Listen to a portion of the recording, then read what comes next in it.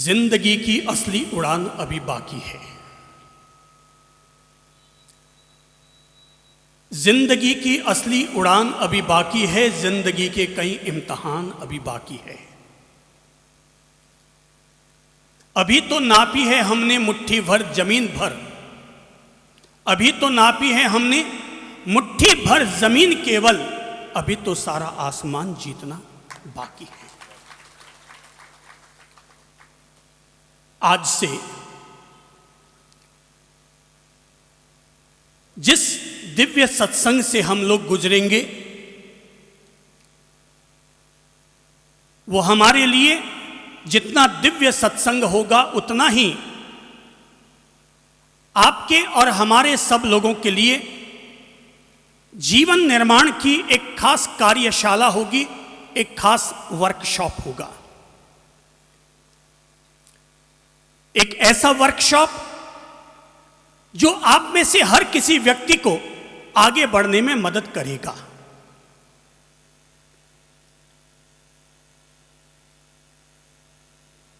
सफलता हर आदमी का सपना है और सपने को पूरा कर लेना यही इंसान की सबसे बड़ी सफलता है।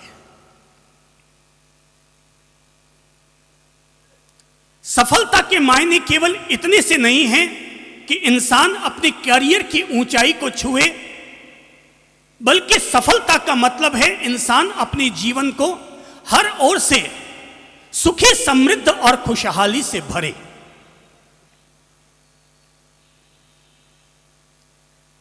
पैसा किसी भी इंसान की खुशहाली को पाने का पहला पायदान होता है, लेकिन केवल पैसे से न तो सारी खुशहालियों को बटोरा जा सकता है और न ही सारी खुशहालियों को खरीदा जा सकता है।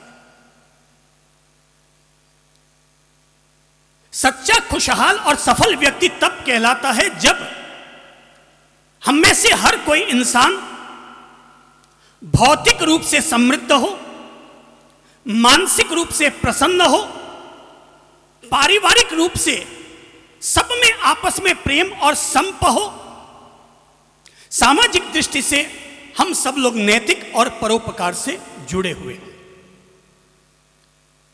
मंजिल उन्हें मिलती है जिनके सपनों में जान होती है।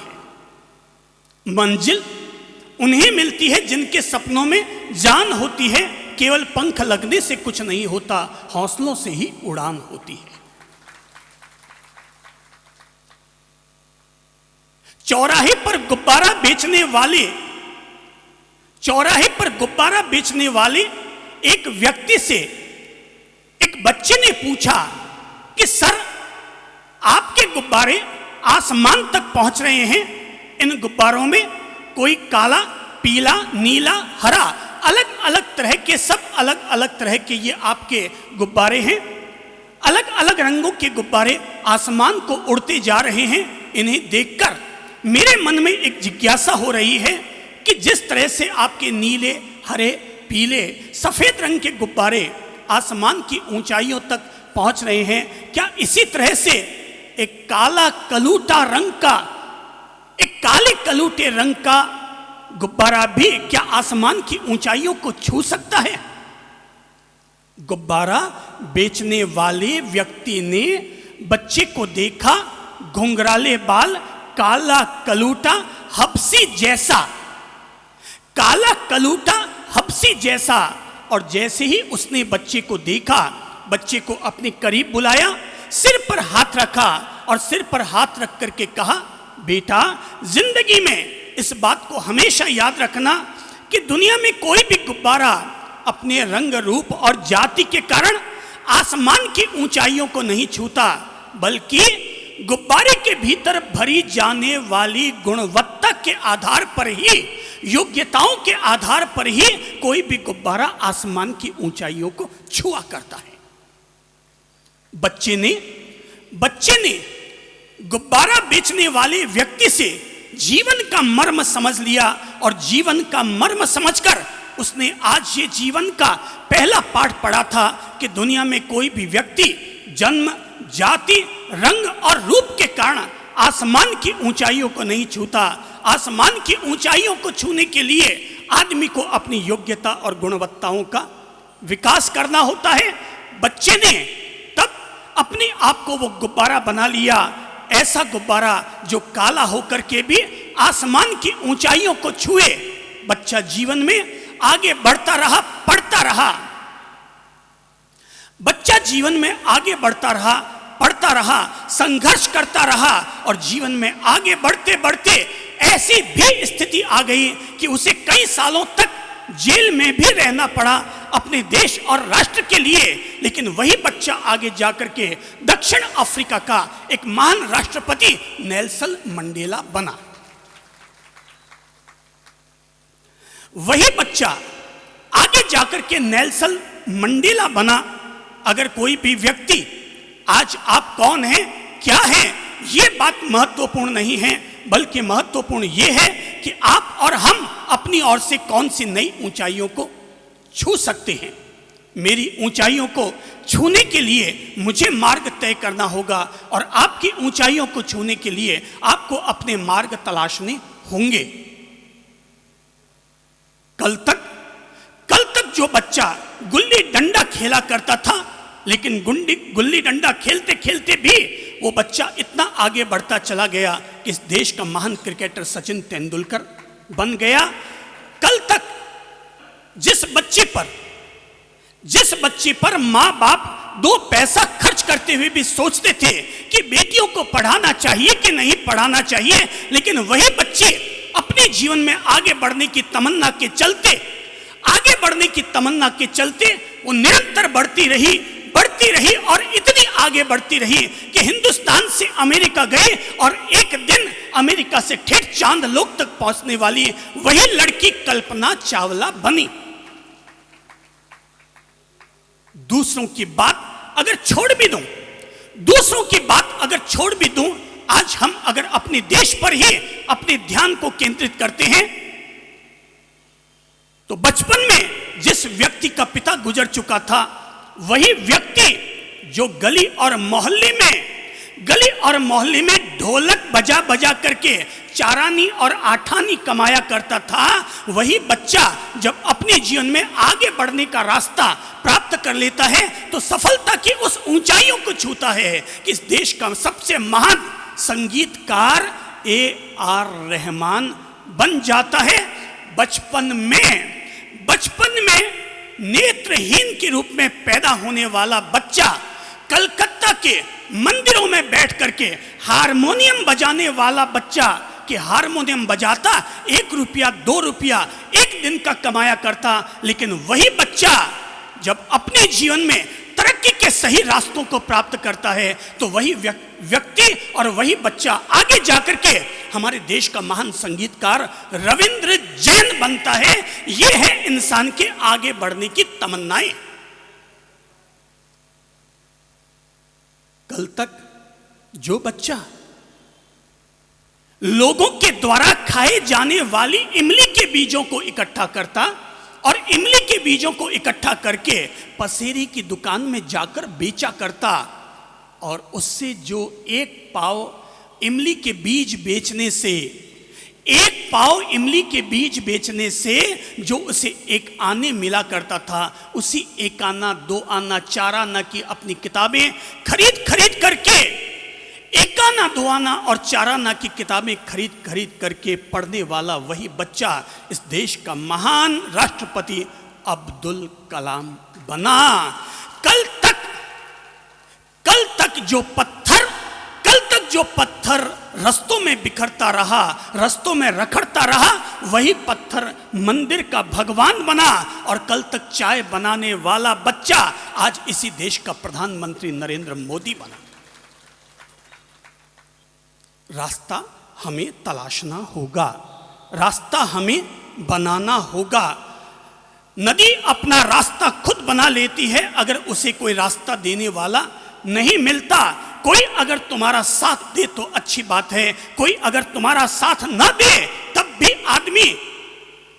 आदमी अपनी गोटियां खुद फिट कर सकता है। और केवल आगे बढ़ने के लिए आपके भीतर चाहिए जज्बा, आगे बढ़ने के लिए आपके चाहिए रिस्क। जब कोई लड़का लव मैरिज करता है घर वालों के खिलाफ, मम्मी पापा के खिलाफ, भाई बहन के खिलाफ।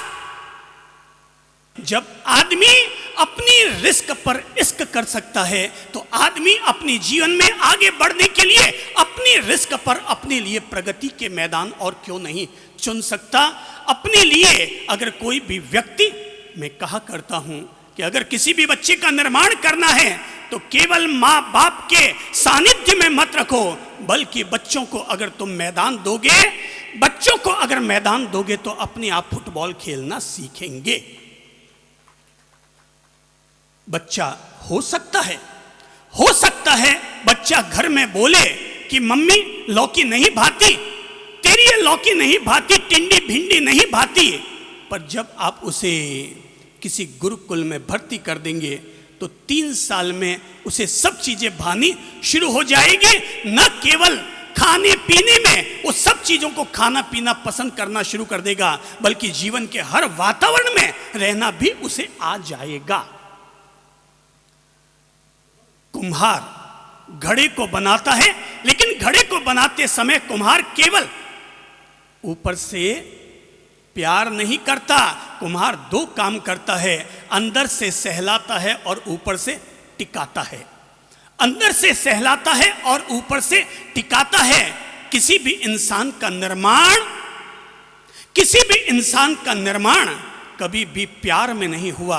जब भी इंसान का निर्माण हुआ तो किसी न किसी व्यक्ति के रचनात्मक सानिध्य में, किसी न किसी व्यक्ति के रचनात्मक अनुशासन में ही व्यक्ति का निर्माण हो पाता है।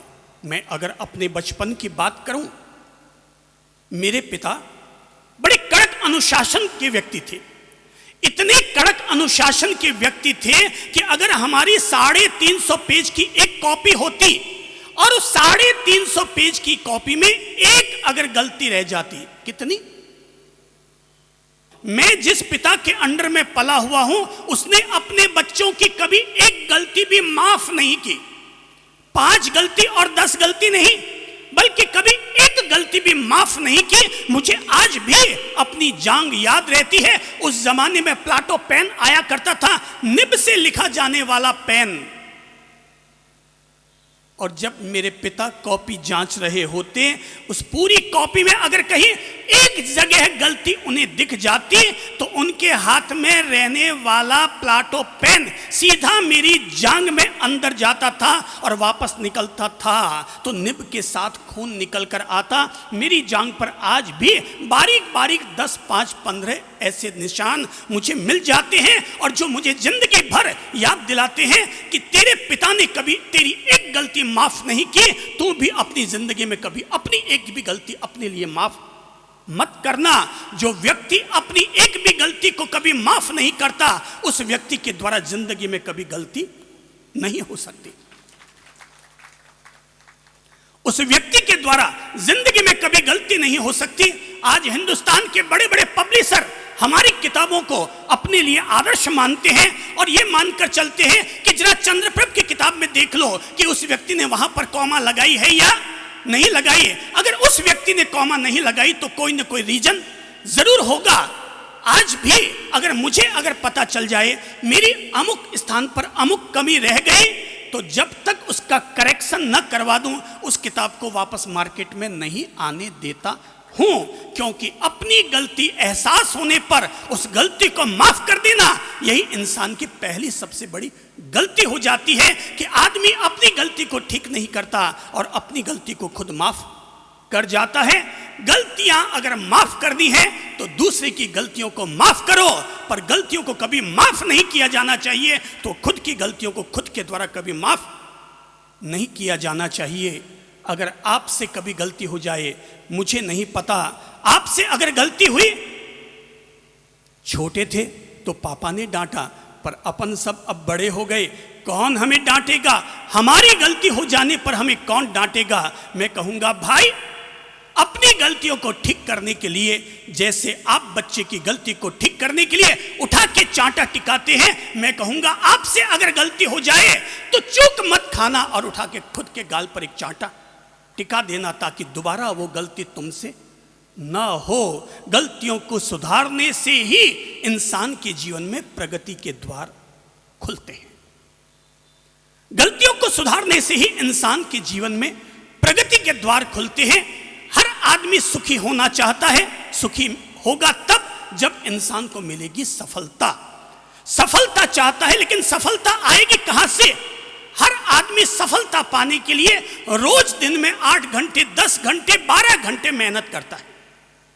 8-8, 10-10, 12-12 घंटे मेहनत करता है, फिर भी कोई व्यक्ति मुकाम तक पहुंचता है और कोई व्यक्ति फिर भी कंगाल का कंगाल बना रह जाता है। आज आपको, जब हम लोग इस सप्ताह में सफल जीवन के द्वारों को ढूंढने का प्रयास करेंगे, तो पहले चरण में यह सीखने का प्रयास करेंगे कि 8-8, 10-10, 12-12 घंटे मेहनत किए जाने के बावजूद आदमी को अपने जीवन में सफलता क्यों नहीं मिलती। अगर एक बच्चा गोल्ड मेडलिस्ट आता है, एक बच्चा 3rd क्लास पास होता है, एक बच्चा फेल होता है, इसका मतलब यह नहीं कि गोल्ड मेडलिस्ट आने वाले बच्चे ने कोई बहुत ज्यादा मेहनत की होगी और 3rd क्लास पास होने वाले व्यक्ति ने कोई मेहनत ना की हो। ऐसा नहीं है। फर्क किसमें है, यह आज हम समझते हैं। इस बात को समझने के लिए मैं आप लोगों को एक खास कहानी का उल्लेख करूंगा, और कहानी यह है, एक युवक नौकरी की तलाश में निकला, अलग अलग कंपनी में गया, लेकिन आखिर उसे टिम्बर मार्केट में लकड़ी की दुकान चलाने वाले के यहां पर आखिर उसे नौकरी मिल गई। मैनेजर ने कहा, भाई मेरे पास और तो कोई काम नहीं है, लेकिन अगर तुम हमारे बगीचे में से सूखे पेड़ों को काटने का अगर जिम्मा लेना चाहो तो वो काम मैं तुम्हें दे सकता हूं। लड़का हट्टा कट्टा, युवा ऊर्जावान, लड़के ने कबूल कर लिया। एक पेड़ काटने की 20 रुपया फीस निर्धारित हुई। जितने पेड़ काटेगा उतने पैसे तुम्हारे मिलते चले जाएंगे। युवक को एक नई कुल्हाड़ी दे दी गई। युवक को नई कुल्हाड़ी दे दी गई और युवक निकल पड़ा, जंगल में पहुंचा, उनके बगीचे में पहुंचा, पेड़ काटने उसने शुरू किए पूरी ताकत ऊर्जा के साथ, क्योंकि उसे पैसों की जरूरत थी। पैसों की जरूरत थी, उसने लकड़ी काटनी शुरू की, पेड़ काटना शुरू किया।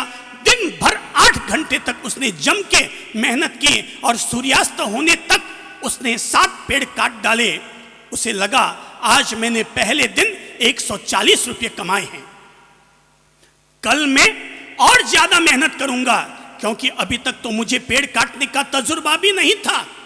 पेड़ काटने का तजुर्बा नहीं था, इसलिए आज मुझसे केवल 7 पेड़ कट पाए, लेकिन धीरे धीरे मेरा अभ्यास होता चला जाएगा। अब मैं रोज 1 पेड़ ज्यादा काटूंगा, कल मैं दूसरे दिन 8 पेड़ काटूंगा, परसों में 9 पेड़ काटूंगा। वो ये तय करके जाता है, लेकिन अगले दिन सुबह जब वो वापस पेड़ काटने के लिए आता है, दिन भर पेड़ काटता है। कल से आज उसने अपनी ऊर्जा ज्यादा लगाई थी। कल तक तो वो भूखा भी था, पर आज तो उसने भरपेट खाना भी खाया। दिन भर कुल्हाड़ी चलाई, सांझ ढलते तक जब वो पेड़ गिनने लगा तो चौंक पड़ा, क्योंकि कल तो उसने 7 पेड़ काटे थे, पर आज वो केवल 6 पेड़ ही काट पाया। वो बड़ा टेंशन में आया, पता नहीं ये क्या हो गया। मैंने तो पूरी ताकत लगाई, ऊर्जा लगाई, दिन भर मेहनत की, कड़ी मेहनत की, हार्ड वर्क किया, पर केवल 6 पेड़ ही काट पाया।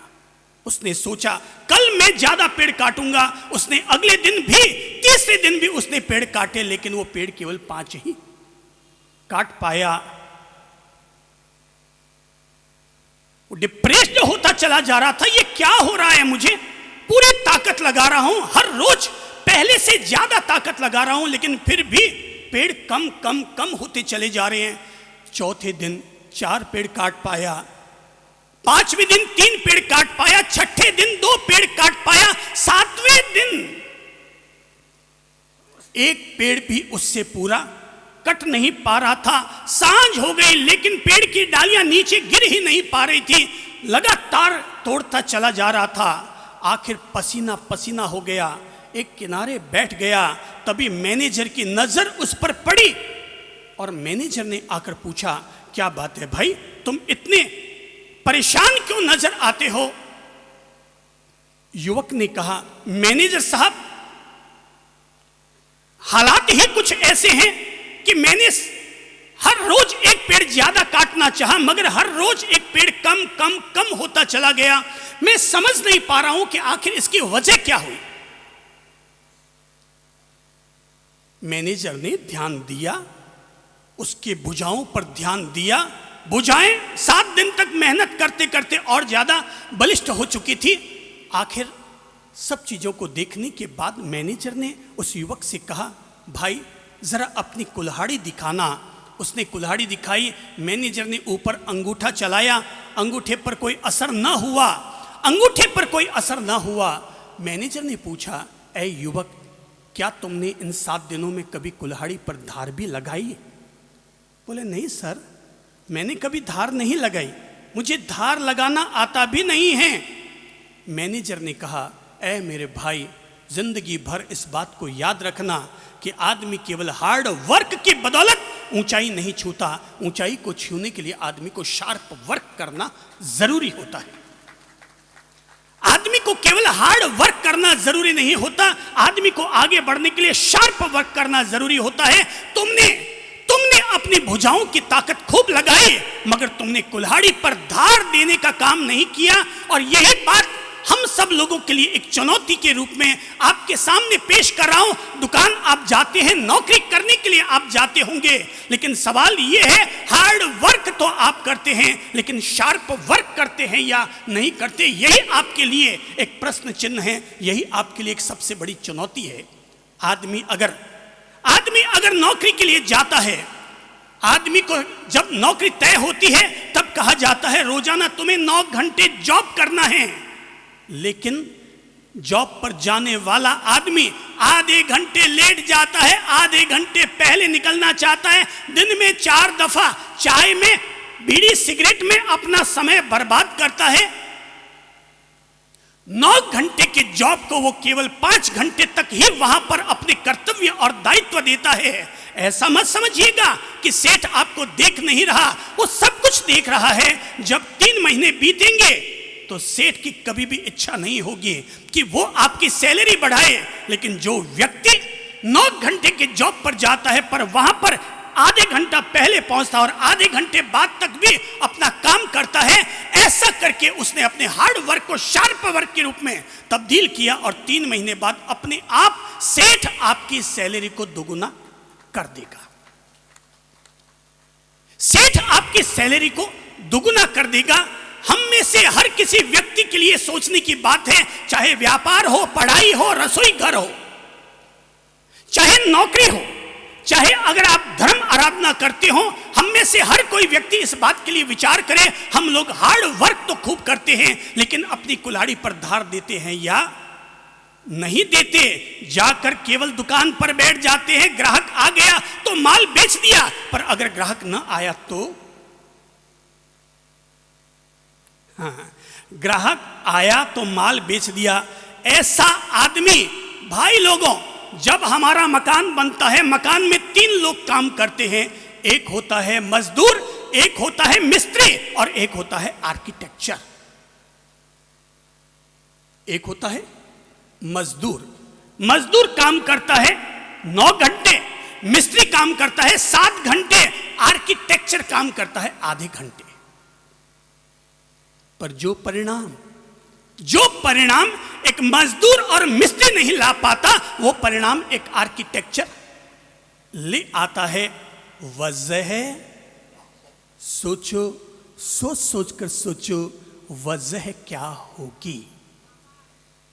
मेरे भाई बहनों, मैं आपको सोचने के लिए प्रेरित कर रहा हूं और यह बताना चाहता हूं, क्योंकि मैं मानता हूं इंसान की सफलता का पहला आधार हार्ड वर्क नहीं है। उसको एक कदम और आगे बढ़ाना होगा और आगे बढ़ाकर उसे तय करना होगा कि मैं अपने हार्ड वर्क को शार्प वर्क के रूप में कैसे तब्दील करूं। लेकिन मैं आप लोगों को सफलता का जो सीक्रेट समझाना चाहूंगा वो सीक्रेट ये है कि आदमी की सफलता का राज शार्प वर्क भी नहीं है, बल्कि शार्प वर्क से एक और अगला कदम है जिसका नाम है स्मार्ट वर्क। स्मार्ट वर्क बेहतरीन कार्य, स्मार्ट वर्क सुंदरतम कार्य, स्मार्ट वर्क यानी जितना ईश्वर ने आपको बुद्धि, ज्ञान, प्रतिभा, टैलेंट दे रखा है, आपने सबका इस्तेमाल करके अपना जो वर्क किया उस वर्क का नाम है स्मार्ट वर्क। किसे कहते हैं स्मार्ट वर्क? मेरे शब्दों पर गौर कीजिएगा। सही दिशा में नंबर 1, क्या कहा मैंने? सब बोलिए। सही दिशा में। नंबर 2, सही तरीके से। क्या कहा दूसरा शब्द? सही तरीके से। नंबर 3, सही लगन से। क्या कहा मैंने? सही लगन से यानी सही विश्वास से। और नंबर 4, सही मेहनत से। क्या कहा? वापस रिपीट करता हूं। नंबर 1 क्या है? सही दिशा में। सब लोग बोल लीजिए, दिमाग में रट लीजिए इसे, क्योंकि ये सफलता के सीक्रेट आपको बताने वाले फिर नहीं मिलेंगे। जिस लेवल के हम लोग लेक्चर देते हैं उस लेवल के लेक्चर हिंदुस्तान में कोई भी विद्वान देगा तो 1 लाख रुपए से नीचे में इस तरह के लेक्चर दुनिया में देने वाला कोई आदमी आपको फोकट में नहीं मिलेगा। हर व्यक्ति इस तरह का लेक्चर देने के लिए 1 लाख रुपया अपने एक लेक्चर का लेंगे। मैं आपको जीवन के सीधे सरल वे सीक्रेट समझा देता हूं जो कि हमने दुनिया को सीख और समझकर पाया है। और समझकर ये जब पाया है तो मैं आपसे कहूंगा, नंबर 1, सब लोग बोलिए तो क्या कहा मैंने? सही। नंबर 1 क्या कहा मैंने? जोर से बोली तो। सही दिशा में। नंबर 2, सही तरीके से। नंबर 3, सही लगन से। नंबर 4, सही मेहनत से। जहां व्यक्ति सही दिशा में, सही तरीके से, सही लगन से और सही मेहनत से अपना काम करता है, उसका वो हर काम व्यक्ति के लिए स्मार्ट वर्क बनता है। वो हर काम आदमी के लिए स्मार्ट वर्क बनता है। अगर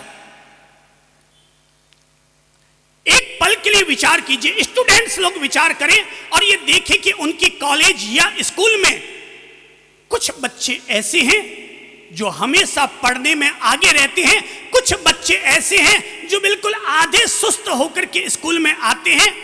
यानी कि पैसा तो उन पर भी खर्च किया जाता है, पैसा तो दोनों पर खर्च किया जाता है, लेकिन परिणाम दोनों अलग अलग निकालते हैं। जो व्यक्ति केवल हार्ड वर्क करता है वो व्यक्ति 3rd क्लास पास होता है, जो शार्प वर्क करता है वो 1st क्लास पास होता है, लेकिन जो स्मार्ट वर्क करता है वो टॉप 10 में आने में सफल होता है। एक मामा अपनी बहन के घर पर गया और जब उसे पता चला कि उसकी भांजी 12वीं में पढ़ा रही है उसकी बहन, तो घर में जाकर के कहा कि घर में खाने को रोटियां नहीं हैं और तू इधर उधर झाड़ू पोंछे करके और अपनी बेटी को पढ़ा रही है। अपने समाज में बेटियों को पढ़ाने की परंपरा नहीं है और तू है जो मेहनत कर करके अपनी बच्ची को पढ़ा रही है, छुड़वा दे अपनी बच्ची की पढ़ाई।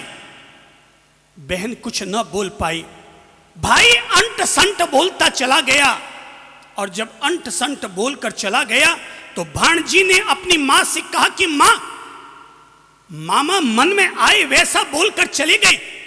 मां क्या तुम्हारी जबान नहीं थी? क्या तू मामा जी को जवाब नहीं दे सकती थी? हम कैसे कमाते हैं, कैसे रहते हैं ये हम समझें। हम तो कभी मामा जी के यहां मांगते नहीं गए कि मामा जी आप हमारे घर पर 1 पीपा आटा भिजवा दीजिए। हम जैसे पढ़ते हैं, जो मेहनत करते हैं, जो मुझे मेहनत करनी होती है मैं करती हूं, आप करते हैं, लेकिन मामा इस तरह से बोलकर चले गए। मां ने कहा बेटा तू कहती है कि मैं तेरे मामा को जवाब देती। बेटा दुनिया में किसी का जवाब तभी समझा जाता है जब आदमी के पास पैसा होता है। गरीब को दुनिया में कोई नहीं पूछता। और तू मुझसे कहती है कि जवाब क्यों ना देती। बेटा जवाब मुझे नहीं देना है, जवाब तो तुझे देना है। बेटा जवाब मुझे नहीं देना है, जवाब तुझे देना है।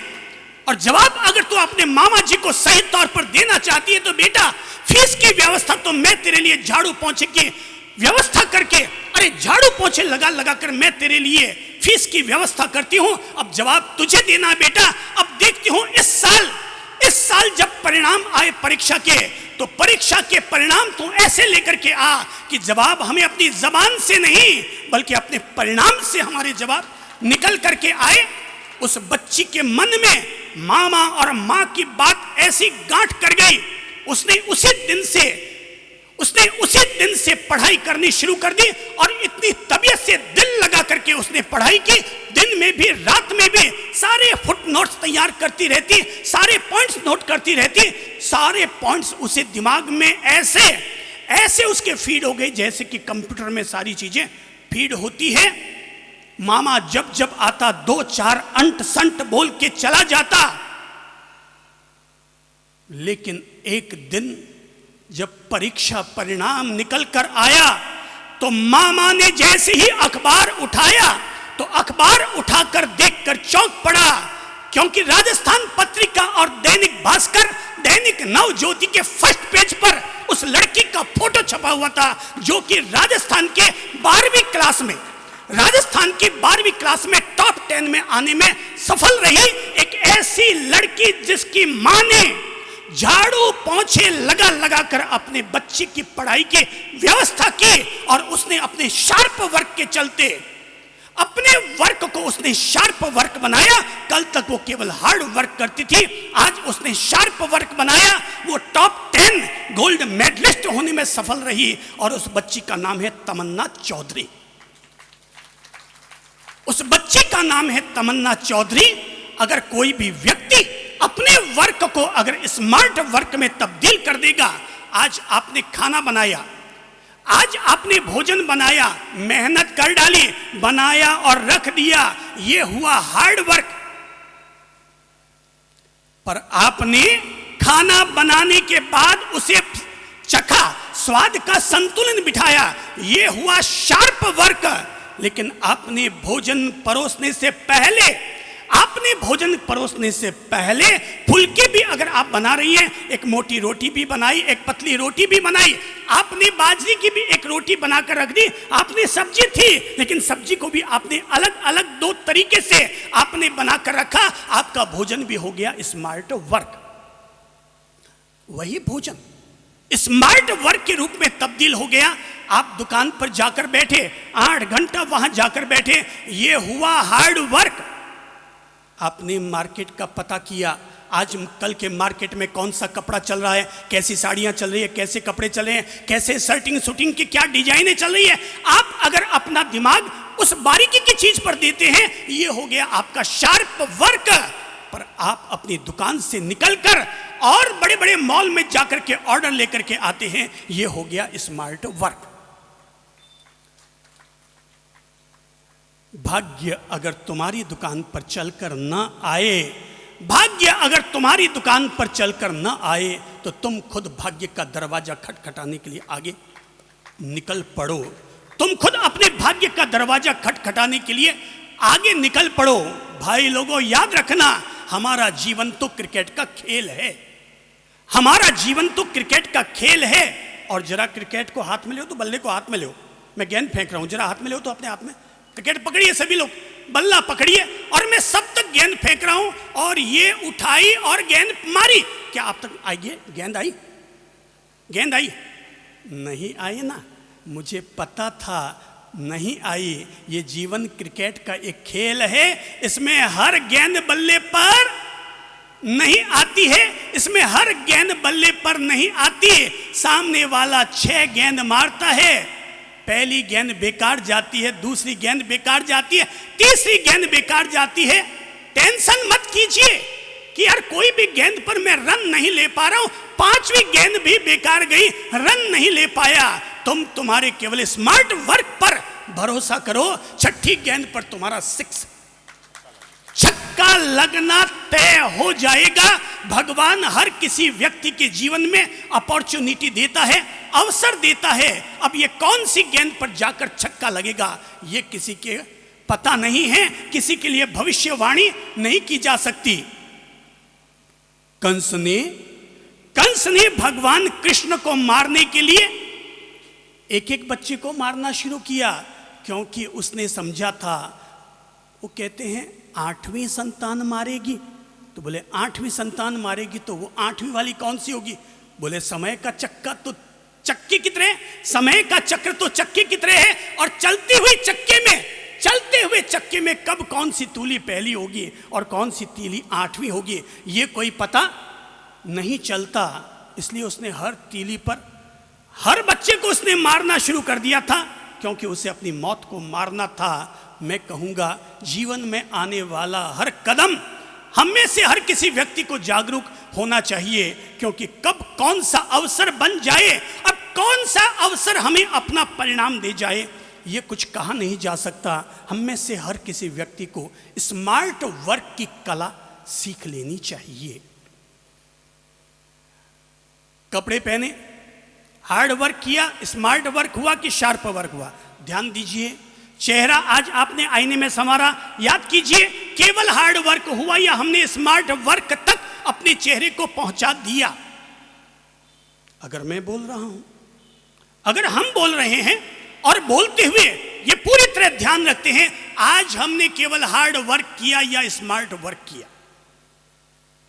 अगर हम लेक्चर दे रहे हैं, अपनी ओर से सत्संग कर रहे हैं, अगर हमने बोला किसी के दिल पर कोई परिणाम ना आया और लोग बैठे बैठे झिर्रियां खाते रहे, इसका मतलब हमने केवल हार्ड वर्क किया।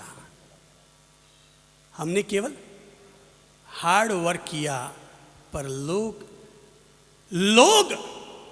अगर छींकना भी भूल गए,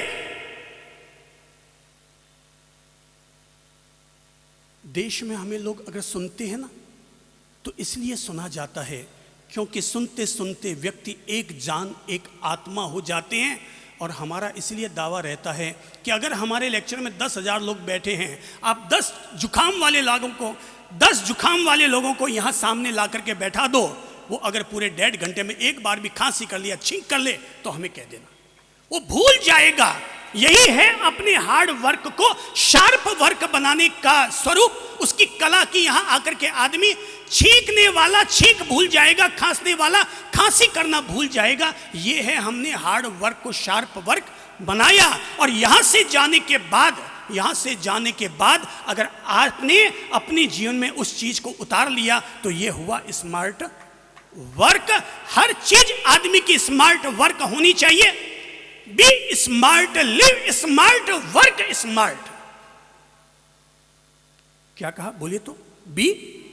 B smart, live smart, work smart. बेहतरीन बनो, बेहतरीन जियो, बेहतरीन काम करो। तुम्हारा वर्क अपने आप बोलेगा। अगर आज कोई भी व्यक्ति ऊंचाई तक पहुंचा है, तो ऊंचाई तक पहुंचने के पीछे हार्ड वर्क नहीं रहा। अगर वो हार्ड वर्क करते, अब्दुल कलाम अगर केवल हार्ड वर्क करते, तो वो भी किसी ऑफिस में एक क्लर्क भर होते। पर उन्होंने अपने हर वर्क को स्मार्ट वर्क में बदला, तो परिणाम ये निकला कि ठेठ रामेश्वरम के पास के गांव में पैदा होने वाला, देश के एक कोने में पैदा होने वाला आदमी देश के सेंटर में आकर के राष्ट्रपति बना। वर्क को स्मार्ट वर्क में तब्दील करना आदमी को आना चाहिए, चाहे वो साधना हो, व्यापार हो। मैं अगर धर्म आराधना करता हूं, तो मैं मान कर चलता हूं मैं 24 घंटे धर्म आराधना नहीं करता। मैं 24 घंटे धर्म आराधना नहीं करता, पर मैं जितनी धर्म आराधना करता हूं, मेरी हर धर्म आराधना परफेक्ट होती है। अगर मैं 1 घंटे की धर्म आराधना करूंगा, तो पूरे मन से करूंगा, दिल से करूंगा, एकाग्रता से करूंगा, पूरे समर्पण भाव के साथ करूंगा। अगर मेडिटेशन करूंगा 1 घंटा, तो मेरा मेडिटेशन इतनी प्रखरता वाला होगा कि मैं मानकर चलता हूं तुम्हारा मेडिटेशन भी स्मार्ट वर्क होना चाहिए। अगर बाथरूम जाऊंगा बाथरूम जाऊंगा तो मेरा बाथरूम जाना, सुसु करना भी स्मार्ट वर्क में तब्दील होगा। ऐसा नहीं गए और सुसु कर दिया। हर चीज पर ध्यान, जागरूकता, क्योंकि जागरूकता ही साधना की पहली सीढ़ी हुआ करती है। अवेयरनेस चाहिए।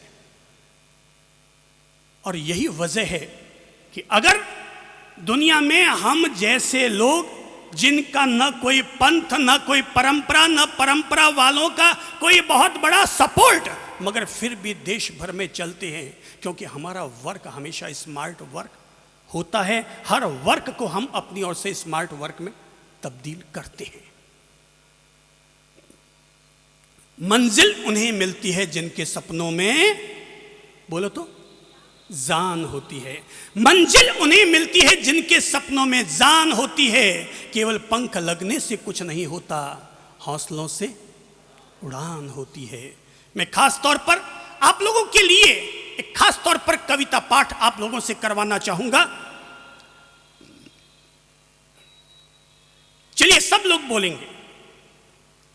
लहरों से डरकर नौका पार नहीं होती, लहरों से डरकर नौका पार नहीं होती, कोशिश करने वालों की कभी हार नहीं होती, कोशिश करने वालों की कभी हार नहीं होती।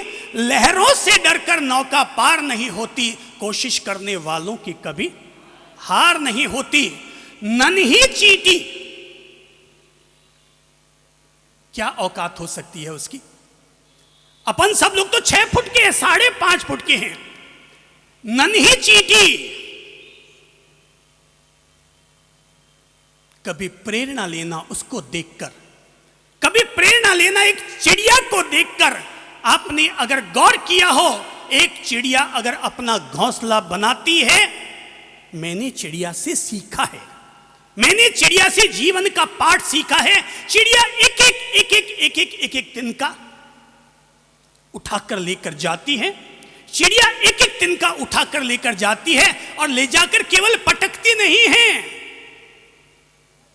चिड़िया के द्वारा तिनकों को उठाना, ले जाना हार्ड वर्क है, लेकिन उन तिनकों को तरतीबी के साथ सजाना, यह उसका शार्प वर्क है।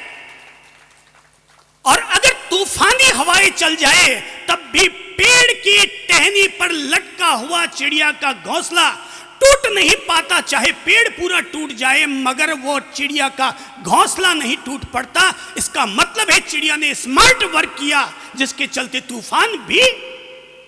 तूफान भी उसके घोंसले को नहीं तोड़ पाता है। तुम कौन हो, तुम्हारा दायरा कितना है, तुम्हारा परिणाम कितना है, इससे बड़ी बात यह है तुमने जो काम किया उस काम में गहराई कितनी है, उस काम का परिणाम क्या है, तुमने उस काम को कितनी ऊंचाई तक पहुंचाया है।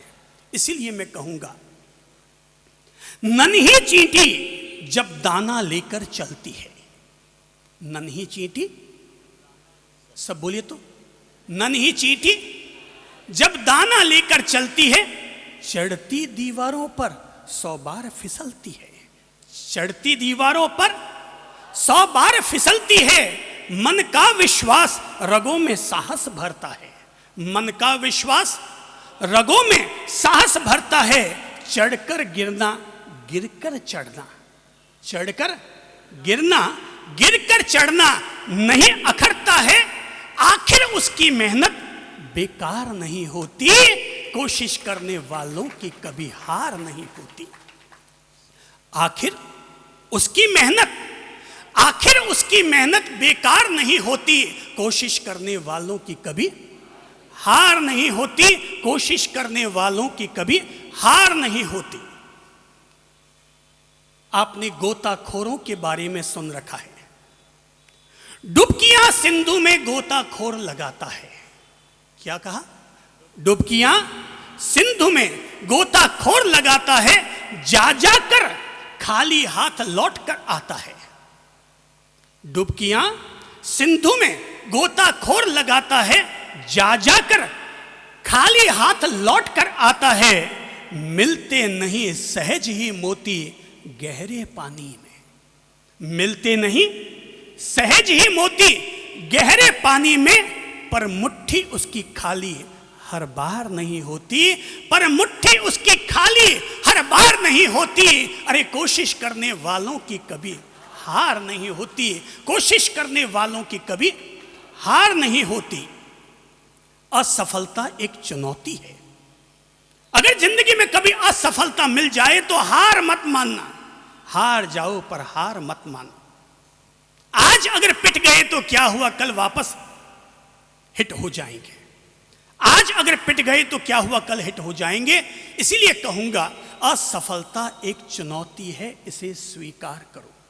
बोलिए तो, असफलता एक चुनौती है, इसे स्वीकार करो। क्या कमी रह गई है देखो और सुधार करो। क्या कमी रह गई है देखो और सुधार करो। जब तक न सफल हो नींद चैन को त्यागो तुम, जब तक न सफल हो नींद चैन को त्यागो तुम।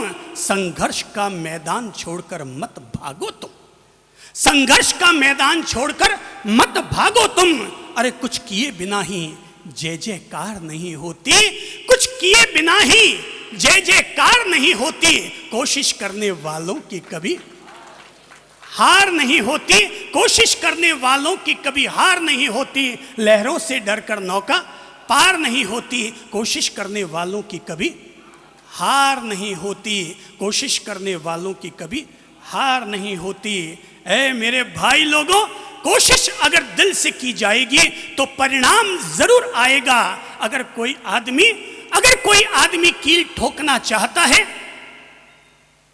अगर कोई आदमी कील ठोकना चाहता है और आप अपने बेटे से कहते हैं बेटा कील ठोकना जरा कुछ लाओ तो, और बेटा उठाकर अगर तकिया ले आता है तो क्या तकिए से कील ठुक जाएगी? क्या करना पड़ेगा? हथौड़ा। कील ठोकने के लिए पूरा हथौड़ा हमें उठाना होगा। आज अगर कोई बच्चा केवल 60% लाता है, यानी उसने केवल तकिया उठाया है अपने परीक्षा के परिणाम की कील को ठोकने के लिए। परीक्षा के परिणाम की कील को अगर पूरी तरह ठोकना है तो हम में से हर किसी व्यक्ति को 100 में से 100% वाली ताकत लगानी होगी, अर्थात लोहे का हथौड़ा उपयोग करो। अपने आप कील ठुकेगी, अपने आप कील ठुकेगी। केवल तुम में ताकत चाहिए, तुम में औकात चाहिए। आज अगर कोई परिणाम नहीं आता तो इसलिए नहीं आता क्योंकि हम अपनी ओर से केवल तकियों का उपयोग करते हैं, और तकियों का उपयोग करोगे तो तकियों में तुम्हारी कील ठुक जाएगी, कील दीवार में नहीं ठुक पाएगी। आप में से अगर कोई भी बहन, कोई भी भाई, मैं तो कहूंगा ऐ मेरे भाइयों और बहनों, तुम अपनी बेटियों को खूब पढ़ाओ, अपनी बेटियों को खूब पढ़ाओ। उनकी शादी पर भली 1 करोड़ खर्च मत करना, पर अगर उनकी पढ़ाई पर जरूरत पड़े तो 25 लाख हो कर डालो। आप उसकी शादी पर चाहे जितना खर्च करेंगे, लोग कितना भी खा के जाएंगे फिर भी भागेंगे, लोग कितना भी खाएंगे फिर भी भागेंगे। इसलिए इस बात की चिंता मत करो कि शादी पर कितने आए और कितने ना आए, वो तो 2 दिन की कहानी है। पर अगर आपने अपनी बेटी को पढ़ा लिखा कर अगर एक उच्च शिक्षित बना डाला है तो मुझसे परिचित है एक ऐसे व्यक्ति जो कि धोबी और दर्जी का काम करते रहे, खुद ने धोबी का काम किया और बेटे को पढ़ाया लिखाया तैयार करवाया। खुद क्या था धोबी, लेकिन बेटे को पढ़ा लिखा करके तैयार किया और परिणाम ये निकला। आज वही व्यक्ति पालिका कलेक्टर है, नीरज जी। पालिका कलेक्टर हमसे बहुत अंतरंग प्रेम रखता है और वो साफ तौर पर कहता है कि साहब मैंने आपकी किताबों का कितना आनंद लिया है, ये कोई क्या कह सकता है। आज अगर मैं कलेक्टर हूं तो आपकी जीवन को आगे बढ़ाने वाली किताबों ने ही मुझे इस कलेक्टर पद तक पहुंचने में मेरे लिए भूमिका अदा की। लहरों से डरकर नौका पार नहीं होती, कोशिश करने वालों की कभी हार नहीं होती। बिना कुछ किए फोकट में जय जयकार नहीं होती, और कोशिश करने वालों की कभी हार नहीं होती। मैं इसीलिए कहता हूं मेरे भाई बहनों, हम में से हर आदमी को लगना होगा, जूझना होगा, अपने रास्ते तय करने होंगे।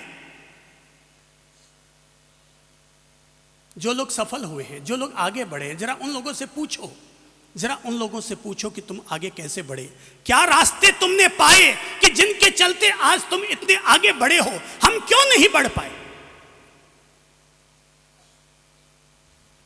सामने देख रहा हूं बैठे हैं बीड़ी वाले, उनसे पूछो, केवल उनकी तारीफ ही मत करो कि बीड़ी वालों ने शहर के लिए यह किया, बल्कि उनके पास जाकर उनके जीवन का यह गुर सीखने का प्रयास करो कि आखिर आपने वो कौन से तरीके अपनाए जिससे कि आप बीड़ी वाले बने, जिससे कि आज आप शहर के सिरमौर बने।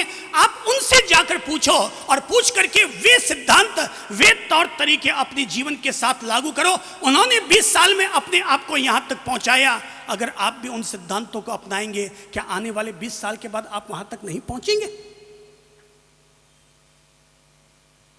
पहुंचेंगे, पहुंचेंगे।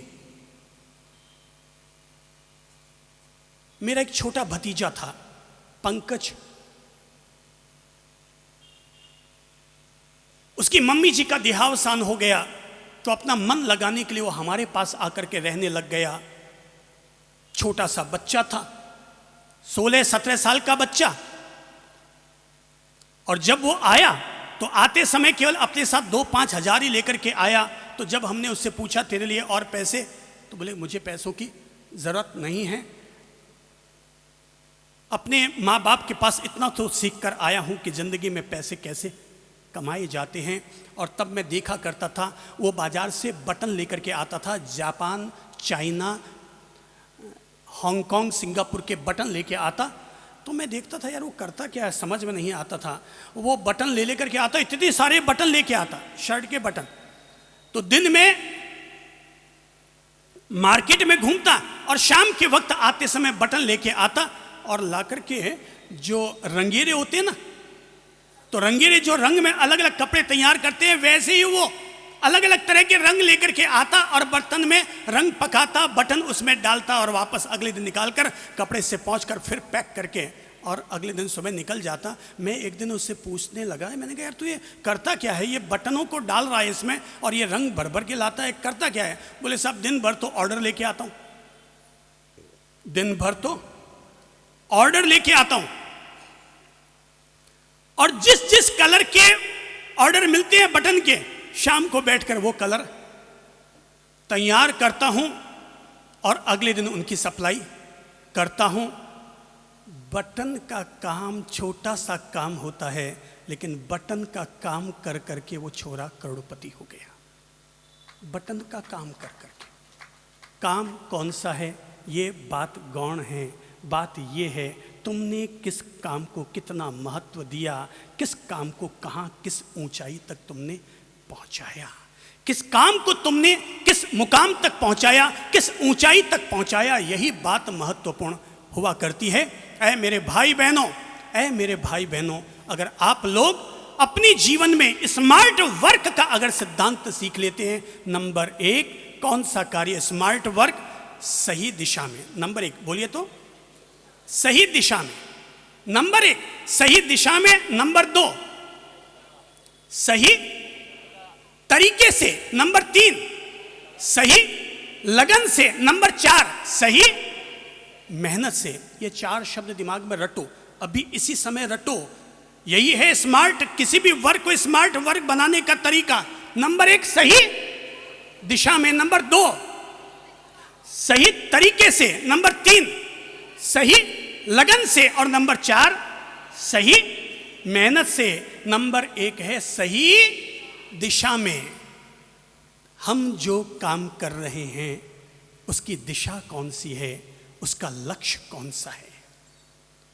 जब तक कोई भी व्यक्ति अपनी दिशा का निर्धारण नहीं करेगा, आप व्यापार कर रहे हैं क्यों कर रहे हैं, पढ़ाई कर रहे हैं क्यों कर रहे हैं, साधना कर रहे हैं क्यों कर रहे हैं, सामायिक कर रहे हैं क्यों कर रहे हैं, उपवास कर रहे हैं क्यों कर रहे हैं, जब तक ये क्यों वाला क्वेश्चन हमारे सामने नहीं आएगा तब तक ये होगा आप सामायिक करने बैठे, आदतवश 1 घंटा पूरे हुए, खड़े होके निकल गए।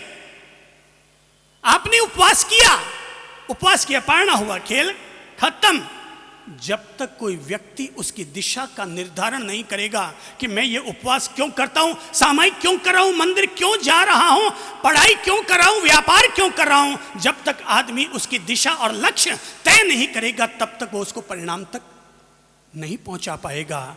आपने कभी कार के पीछे कुत्ते को दौड़ते हुए देखा होगा, आपने कभी कार के पीछे भौंकते हुए दौड़ते हुए कुत्ते को देखा होगा। उससे अगर पूछा जाए कि भाई तू क्यों दौड़ रहा है, क्यों भौंक रहा है, भौंक तो रहा है, दौड़ तो रहा है, पर न उसकी कोई मंजिल है, न कोई दिशा है, न कोई लक्ष्य है, तो परिणाम ये निकल कर आता है वो केवल दौड़ भाग करता रहता है, लेकिन परिणाम कुछ नहीं आता।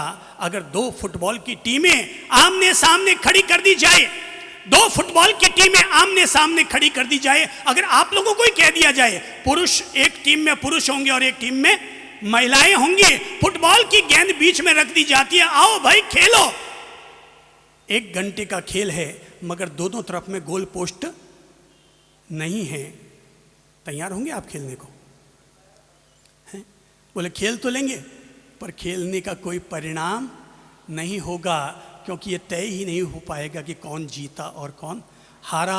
गोल पोस्ट अगर हम वहाँ से हटा देंगे तो परिणाम क्या निकल कर आएगा? याद कीजिए गुरु ने पूछा था, ए वत्स जरा बता कि सामने तुम्हें क्या दिखाई दे रहा है? कुछ शिष्यों ने कहा, गुरुदेव सामने आसमान दिखाई दे रहा है। गुरुदेव ने उन शिष्यों को साइड किया, अगली पंक्ति में पहुंचे, बोलो तुम्हें सामने क्या दिखाई दे रहा है?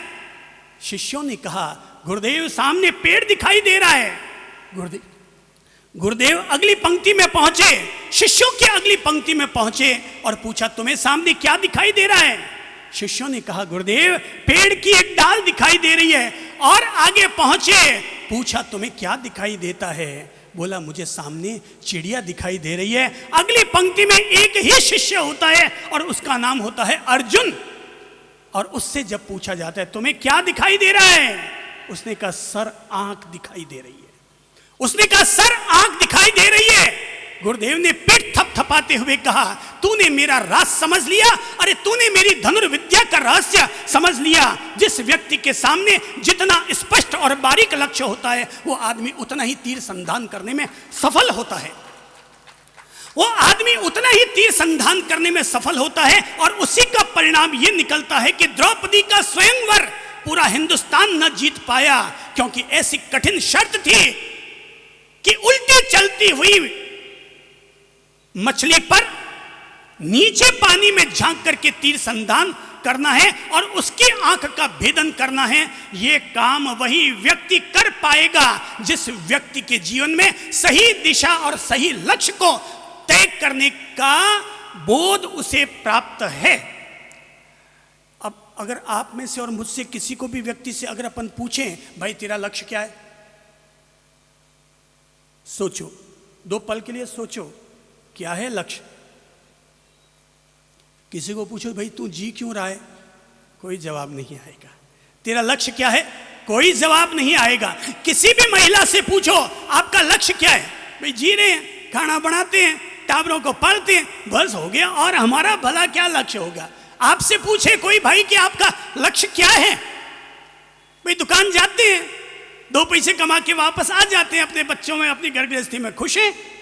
जो आदमी ऐसा मरियल लक्ष्य रखेगा वो व्यक्ति कमजोर स्थिति हो जाने पर भी एक दिन त्रिलोकचंद छाबड़ा कभी नहीं बनेगा। जीवन बहुत बड़ा है, जीवन में हमें कई काम करने हैं, जीवन में हमें कई काम करने हैं। आने वाले 10 साल का एक लक्ष्य निर्धारित कीजिए, क्या करना होगा आपको, ये खुद सोचो कि मुझे 10 साल में क्या बनना है, क्या करना है, क्या कर गुजरना है, मैं क्या बनना चाहता हूं, मैं क्या पाना चाहता हूं, मैं क्या करना चाहता हूं। कितने साल का काम है? पूरे जीवन का लक्ष्य तय करना भारी काम है, पर 10 साल का लक्ष्य आज शाम को, रात को सोने से पहले एकांत में बैठना और बैठ करके अपने पूरे जीवन का विश्लेषण और विहंगावलोकन करके फिर तय करना कि मैं आने वाले 10 साल में क्या करना चाहता हूं, मेरा लक्ष्य क्या है, मैं अपने जीवन में कौन सा लक्ष्य निर्धारित करना चाहता हूं। सबसे कह रहा हूं साधना करने वालों को साधना के बारे में लक्ष्य तय करने का कहता हूं, व्यापार करने वालों को व्यापार का लक्ष्य तय करने का कह रहा हूं, पढ़ाई करने वालों को पढ़ाई का लक्ष्य तय करने का कह रहा हूं।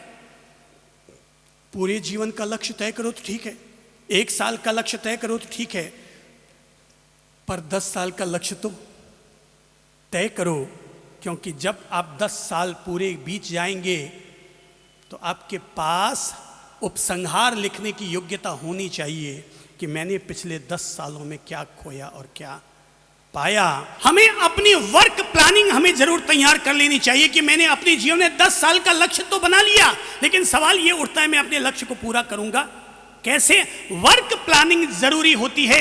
एक व्यक्ति मकान बनाता है, अगर वर्क प्लानिंग किए बगैर अगर मकान बनाएगा तो कहीं की खिड़की उसके कहीं और पर लग जाएगी। वो चाहता तो था कि मेरा बाथरूम बड़ा बने, लेकिन छोटी सी खिड़की वाला ही उसका बाथरूम बन गया। वर्क प्लानिंग जरूरी है, नक्शा तय किया जाना जरूरी है। हिमालय पर अगर कोई आदमी चढ़ेगा बिना नक्शे के अगर चढ़ गया तो खो जाएगा, और जिंदगी के रास्तों में भी, जिंदगी के संघर्ष के मैदानों में भी अगर वर्क प्लानिंग किए बगैर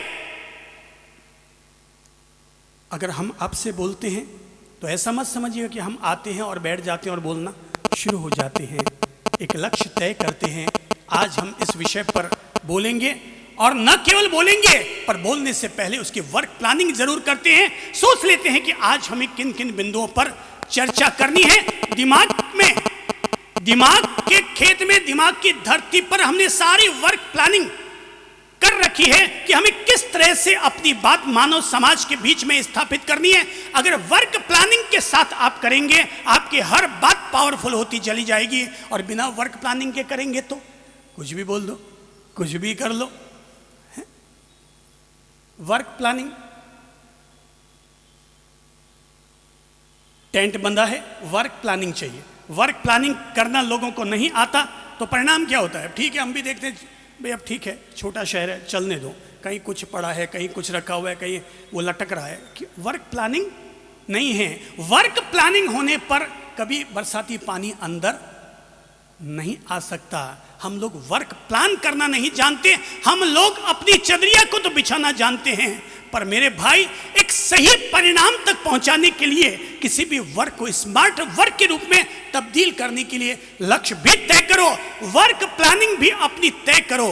जरा सोचो, 2 देशों के बीच में युद्ध हो रहा हो और बगैर वर्क प्लानिंग के अगर सेनापति अपनी सेना को मैदान में उतार दे तो परिणाम क्या होगा? क्या होगा भाई लोगों? हार जाएगा। बिल्कुल आपने ठीक कहा, ये जीवन भी एक युद्ध का मैदान है जहां उतरने के लिए अपन सब लोगों को वर्क प्लानिंग बनानी जरूरी होती है। और जितनी जरूरी है वर्क प्लानिंग, मैंने कहा था सही दिशा में, यानी सही लक्ष्य, सही तरीके से, यानी वर्क प्लानिंग, सही लगन, भरोसे से अपने आप पर विश्वास रखो कि मैं इसे कर सकता हूं, ये मेरे लिए करना पॉसिबल है। कभी भी अपने दिमाग में ये शब्द मत आने दो कि ये मेरे लिए पॉसिबल नहीं है। ऐ मेरे भाई बहनों, इम्पॉसिबल शब्द में खुद ही शब्द छिपा हुआ है, आई एम पॉसिबल। क्या कहा मैंने? Impossible, impossible, I am possible.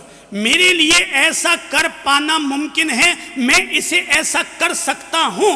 अगर हमारे भीतर ये विश्वास जग जाएगा कि मैं इसे कर सकता हूं, आप निश्चित तौर पर कर लेंगे। और अगर वहीं पर पापा कहते हैं बेटा जरा बाजार से ब्रेड लेके आना, तो बेटा रवाना होता है, पापा कहते हैं बेटा ताजी लेके आना। बोले पापा नहीं मिली तो, ताजी नहीं मिली तो, पापा कहेंगे साला रवाना नहीं, उससे पहले ही कह रहा है कि नहीं मिली तो। अरे रोता हुआ जाता है वो मरे हुए का ही समाचार लेकर आता है। रोता हुआ जो जाता है वो मरे हुए का ही समाचार लेकर आता है। विश्वास जगाइए अपने आप पर कि मैं कर सकता हूं। हमने यहां पर अपना ये 3रा चातुर्मास किया, ये हिम्मत की बात है। हमने अपना यहां 3रा चातुर्मास किया, ये हिम्मत की बात है। क्योंकि लोग सोचेंगे अरे बाप जी अभी तो आके गए थे 6 महीने पहले, उससे पहले भी आके गए थे 6 महीने पहले, अब बाप जी तो लोकल हो गए, अरे अब उनको सुनने के लिए कौन आएगा? विश्वास जगाओ अपने भीतर कि तू जहां जाकर के खड़ा होगा तेरे नाम का झंडा जरूर गड़ेगा। अगर तुम्हारे भीतर विश्वास नहीं होगा कि तुम ऐसा कर पाओगे या नहीं कर पाओगे, तुम अगर कमजोर मन के साथ कहीं जाओगे तो निश्चित तौर पर कमजोर रह जाओगे। पर अगर जोशीले हृदय के साथ, जोशीली आत्मा के साथ अगर किसी भी काम को उठाओगे, वो काम फतेह होगा होगा होगा। इसलिए कहना चाहूंगा, सुबह उठो, उठते ही अपने आप से 5 वाक्य कहो। सुबह उठो और उठते ही अपने आप से 5 वाक्य कहो। नंबर 1, सब लोग बोल लीजिएगा, क्योंकि कल से आपको सबको अपने आप से बोलना होगा। अरे भाई, महावीर स्वामी जी ने तो गौतम स्वामी जी को जगा दिया, कृष्ण ने तो युद्ध के मैदान में भी अर्जुन को जगा दिया। मैं भी आप लोगों को जगा रहा हूं, पर कल सुबह आपको जगाने के लिए नहीं आऊंगा। मैं केवल अभी जगा रहा हूं, बाद में तो खुद ही आपको, आपकी आत्मा को, अपनी अंतरात्मा, अपने अंतर्मन को जागृत करना होगा। सुबह उठो तो उठते ही पहले चित्त में प्रसन्नता लेकर आना और प्रसन्न चित्त से अपने आप से ये 5 वाक्य कहना। Number 1, I am the best. क्या कहा मैंने? आई एम द बेस्ट। अपने आप से कहना है आई एम द, क्या कहा? जरा जोर से बोलो तो, पड़ोसी को भी सुनाओ, आई एम द बेस्ट। अपने अगल बगल बैठे व्यक्ति को भी सुनाओ, आई एम द बेस्ट। अपनी सासू मां को सुनाओ। अरे सासू मां बूढ़ी हो गई तब भी अपनी बहू से कहो, बहू तू मुझे कमजोर मत समझना, आई एम द बेस्ट। तू मुझे कमजोर मत समझना, I am the best. Number 1, I am the best. Number 2, I am a winner. I am a winner, मैं विजेता हूं। आई एम ए विनर, मैं विजेता हूं। अरे तुम्हें लगता है मैं नहीं जीत पाई, पर मैंने अपनी जिंदगी में कई बाजियां जीती है। मैंने अपने जीवन में कई संघर्षों को पार लगाया है। मैं अपने जीवन में कई कई जगहों पर हमेशा फतेह और विजय प्राप्त करती रही हूं। I am a winner. जरा जोर से बोलो तो। Very good. I am a, number पहली लाइन क्या थी? I am the best. Number 2, I am a winner. Number 3, I can do it. I can do it. I can do it. मैं इसे कर सकता हूं, मैं इसे कर सकती हूं। मेरे लिए नथिंग इम्पॉसिबल। मेरे लिए जीवन में ऐसा कुछ नहीं है जिसको मैं इम्पॉसिबल समझूं। I am possible. और मेरा वाक्य क्या होगा? I can do it. जरा जोर से बोलो तो, थोड़ा जोर से बोलो तो, थोड़ा हाथ बनाकर बोलो तो, फौलादी हाथों के साथ। आई कैन डू इट। जब तक आप पूरे जोश के साथ नहीं बोलेंगे आई कैन डू इट, तब तक आप में जोश जगेगा भी नहीं। क्या कहेंगे? I can. जरा जोर से बोलो तो, थोड़ा ऊर्जा जगाते हुए बोलो तो, आई कैन। अरे बिल्कुल, आई can do it. I can do it. मैं इसे कर सकता हूं, कर सकता हूं, कर सकता हूं। मेरे लिए मुमकिन है। अरे अगर एक काम महावीर के लिए मुमकिन था तो मेरे लिए वो काम मुमकिन क्यों नहीं है? ये काम राम जी के लिए मुमकिन था तो मेरे लिए मुमकिन क्यों नहीं है? ये काम अब्दुल कलाम के लिए मुमकिन था तो मेरे लिए मुमकिन क्यों नहीं है? ये काम सचिन तेंदुलकर के लिए मुमकिन था तो मेरे लिए मुमकिन क्यों नहीं है? आई can do it. I can. Number 4, पहली लाइन कौन सी है? नंबर 1। ऐसे भूल जाएंगे तो सुबह कैसे बोलेंगे? अपने आप को मोटिवेशनल प्रेरणा देनी होती है। ये इंसान जगा हुआ है पर जगा हुआ है नहीं, ये इंसान सोया हुआ है। अरे हनुमान जी जैसे लोग भी जगे हुए होते थे तब भी सो जाते थे और उनको जाकर के जामवंत जैसे लोगों को जगाना पड़ता था और कहना पड़ता था राम जी का काम आ गया। अरे जगाओ अपने भीतर की शक्ति और लंका को पार कर जाओ। Number 1, I am the best. Number 2, I am a winner. Number 3, I can do it. Number चार, today is my day. Today is my day. आज का दिन मेरा दिन है। अरे कल तक हो सकता है किसी और का दिन रहा होगा।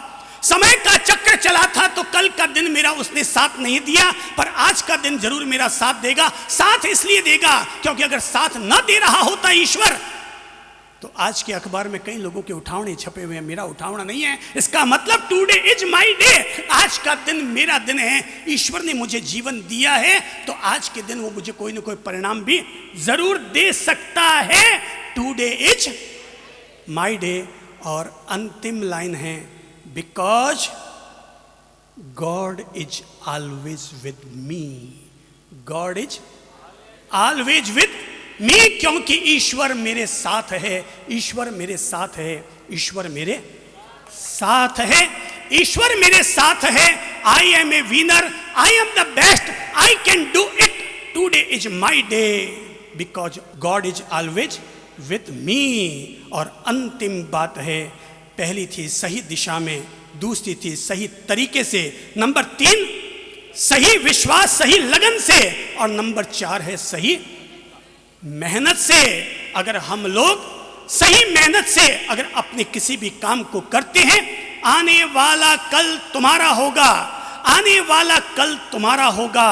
अरे पत्थर जो सड़कों पर बिखरा पड़ा रहता है, जब पत्थर भी अपना भाग्य बदल करके परमात्मा की प्रतिमा बन सकता है, और चाय बेचने वाला छोरा भी देश का प्रधानमंत्री नरेंद्र मोदी बन सकता। अपने हाथों में कौन सा रंग लगाना है? कौन सा? मेहनत का रंग या मेहंदी का?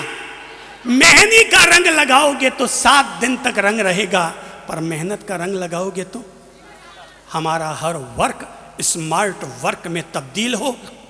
हमारी दिशा, हमारा लक्ष्य, हमारा कार्य, हमारी लगन, सभी कुछ अगर स्मार्ट वर्क में तब्दील होती है, मेरा दावा है 20 साल पहले कोई गरीब था, आज अमीर हो गया। आज आप जहां हैं, पर 20 साल के बाद आप वो हो सकते हैं जो आप अपनी जिंदगी में होना चाहते हैं। श्री प्रभु शरणम।